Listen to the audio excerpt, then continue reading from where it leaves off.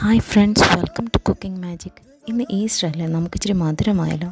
നമുക്കിന്ന് ഒരു വെറൈറ്റി ആയിട്ടുള്ള നല്ല ഈസിയും ടേസ്റ്റിയുമായ എല്ലാവർക്കും ഇഷ്ടപ്പെടുന്ന രീതിയിൽ ഒരു പപ്പായ ലഡു എങ്ങനെ തയ്യാറാക്കുന്നതെന്ന് നോക്കാം.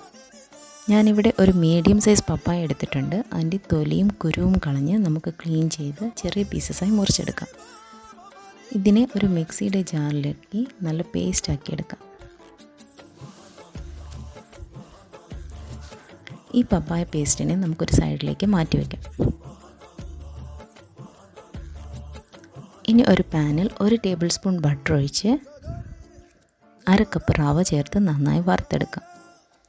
ഇത് വറുത്ത റവ തന്നെ, എന്നാലും ഒന്നുകൂടെ വറുക്കാം.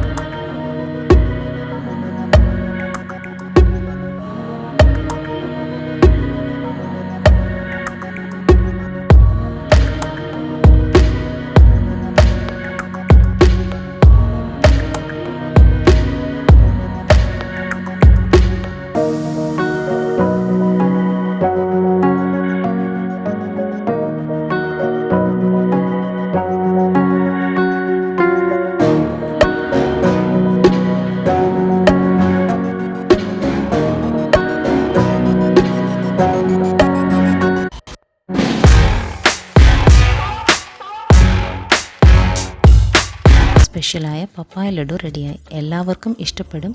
നല്ല സൂപ്പർ ടേസ്റ്റാണ്. തീർച്ചയായും എല്ലാവരും ട്രൈ ചെയ്യണം.